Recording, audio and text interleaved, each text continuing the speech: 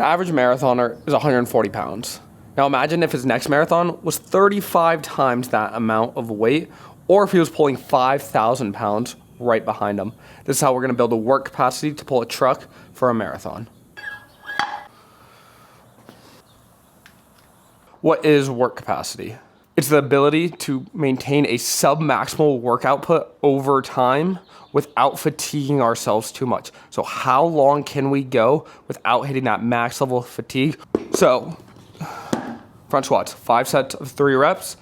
The load isn't anything crazy. So doing this to build up those upper strength volumes, that's why we're in that 3 rep range.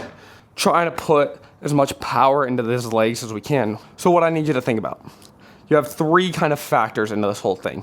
You have strength, and you have endurance, and you have output over time. That endurance and that output over time do very much blend together when we come to a traditional cardio sense. How long can you hold that mile pace is kind of that best gauge. So we know that Olympic sprinters will run sub 4-minute miles, but it's like, okay, dang, that's crazy. But then you got some of those guys that are those marathon runners, and they can hold that 4:40 pace, that 5-minute pace, over the entire duration of 26.2 miles. So that's why we're trying to blend these two things together. For me, yes, I'm a stronger athlete when we talk to endurance runners. But compared to a strongman, I'm nowhere even near that strength. So now I'm trying to blend the two together. That's what this truck pull marathon is. Now, how do we train for that? By exactly doing what we just did. We're going to take the strength aspect, we're going to take the endurance aspect, we're going to blend them together. When we're talking about in the sense of a car pull marathon, it is all leg heavy. It is all quads, lower back, hamstrings, pushing that ground. This is what athletes get wrong with work capacity. Typically, it's too much intensity, not enough volume. Normally, I'm the person out here preaching. Volume is not better. You don't need to be spending 6 hours in the gym. But when it comes to work capacity, at the end of the day, whoever does the most work in training is going to have the best work capacity. So if you're training at 100% effort, 90% effort the entire day, all day long, you're not going to be able to go as long. Imagine trying to sprint as fast as we can 100 meters. Yeah, we're gassed and we're winded afterwards. Where if we jog it, we're not as much winded. So when it comes to long endurance events, sitting at that 80% threshold, that 70% for most of our training sessions is exactly where we need to be. We don't need to be going at full balls to the wall go all the time. We just need to be getting that volume and that reps in when it comes to endurance training. Don't make that mistake when it comes to CrossFit or other sprinty duration events. I am talking about when you're going to be competing for 3+ hours.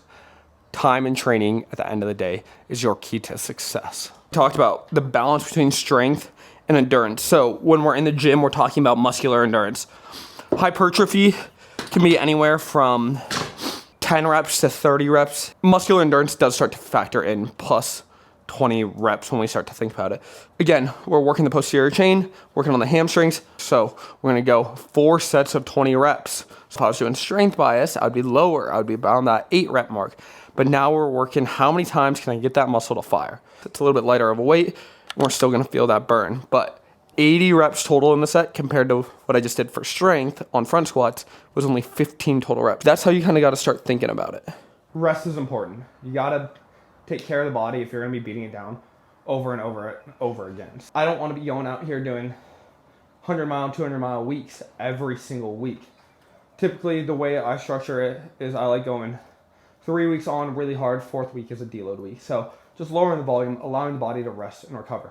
Nutrition and fueling is absolutely crucial. I still struggle with it on a daily basis, but if you're all hitting these sessions and you're still getting that super big soreness, it's probably something with your nutrition. We need to focus on getting the body all the fuel it needs so that it can go and compete and do the performance that we're asking it to do. It's not just train super hard in the gym and then you step outside of the gym and now your life's off. If you feel absolutely destroyed, more is not better.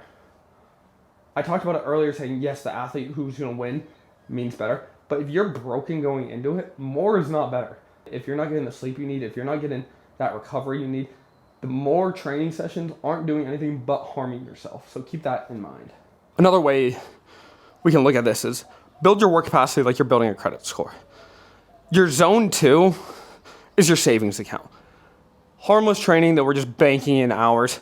You don't really have to worry about it, but you want that number up super high. Now, when it comes to your training, you have low risk investments, you have high risk investments. Those super hard training sessions, those are the high risk ones. The ones where you're on the edge of being like, yeah, should I go, should I not go? Those are the high risk. You need them in there, but they're not the most beneficial at the time. Sometimes the outcomes are amazing, sometimes they put you in the drain. The low risk investments are the ones we want to stack and stack and stack. It's the boring investments, it's the boring training hours, it's the stretching, it's the doing the mobility work. It's the keeping your body healthy. That's how I want us to think about building work capacity when you're going for an extreme endurance event. So my favorite way is training work capacity. 1, I absolutely love doing machine work, especially if you're not at a home gym and you're in a commercial gym. Doing drop sets where you're just going to fatigue, doing as many reps as you can at the heaviest weight, rest 20 seconds, drop it down. That's one great way to build the work capacity, the volume that's needed. Next, long EMOMs. Every minute on the minute, you can switch it up, add 4 movements in there, 5 movements in there. You switch movement every minute. Just works on training that long time domain, that mental fatigue, that mental stress. Finally, grindy work. I do mine in chipper fashion. Chip away at it. 2-mile run into 50 back squats, into 100 burpees, into 2-mile sled push. Those are an extreme example, but finding those 2-hour-long workouts where you're just trying to check off that pattern is ultimately a great way to build that work capacity. Finally, zone 2.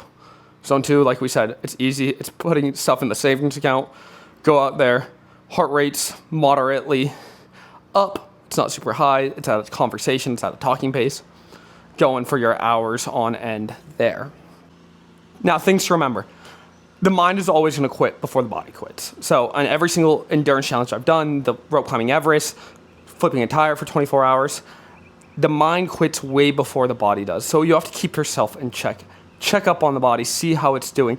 Use little strategies. For me, during the rope climb, I was striving for that perfect rope climb. So I would jump up, make sure my arms are super long. I get that perfect pinch of my feet. And so that's what I strove for almost the entire duration of the event, was searching for that perfect rope climb that ultimately probably happened a few times, but it was something to keep my mind going for. Other people count steps while they run, sing a song.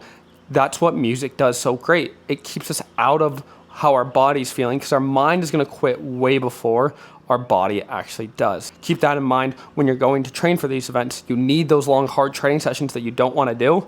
So it's not that first time you're experiencing that discomfort of your body going, hey, I'm done. And it's like, the mind's like, yeah, he's done. Aren't you listening to him? And it's like, yeah, we can probably squeeze out a little bit more. Got a lot of training today. That's kind of the morning base strength works. Just really simple today. Goal was in and out 45 minutes. Squats, the leg curls, and the leg extensions. Next, we're going to get some cardio piece out back before it gets too hot out in the day. It's going to be every 4 minutes for 5 sets. We're going to do a sandbag bear hug carry. So I'm carrying that sandbag, 150 pounds.